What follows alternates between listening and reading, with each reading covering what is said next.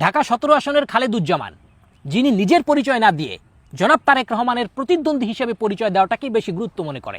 তারেক জিয়ার প্রতিদ্বন্দ্বী doctor S M Khaleduzzaman বলেন, আর করবেই না কেন?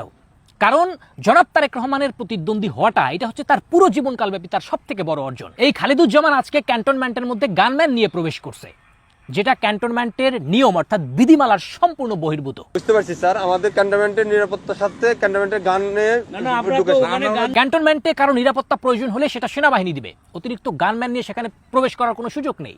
যখন এই বিষয়টা সেনাবাহিনী বাধা দিছে, তখন খালেদুজ্জামান জনাব তারেক রহমানের প্রোটোকল ইস্যুটা এনে নিয়ে আসছে।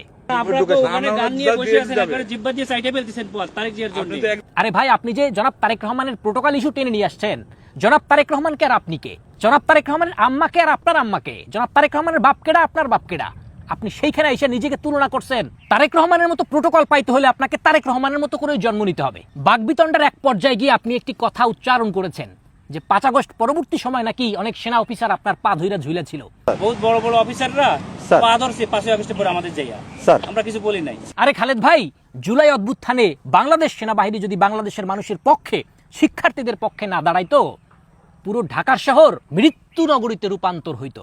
সেক্ষেত্রে আমরা জুলাই অভ্যুত্থানের ইস্যুতে বাংলাদেশ সেনাবাহিনীর প্রতি কৃতজ্ঞতা প্রকাশ করি। আপনি আজকে বাংলাদেশ সেনাবাহিনীর সঙ্গে যে আচরণ করেছেন এবং তার বিপরীতে সেনাবাহিনী আপনাদের সঙ্গে যে ভদ্রতা দেখিয়েছে, তার জন্য আমি বাংলাদেশ সেনাবাহিনীকে ধন্যবাদ জানাই। জামায়াত ইসলামী যে এটা কোনো সাধারণ সংগঠন নয়, এটা যে একটা উগ্র সংগঠন, আজকে আপনার এই আচরণ দ্বারা সেটা আবারও প্রমাণ করলেন।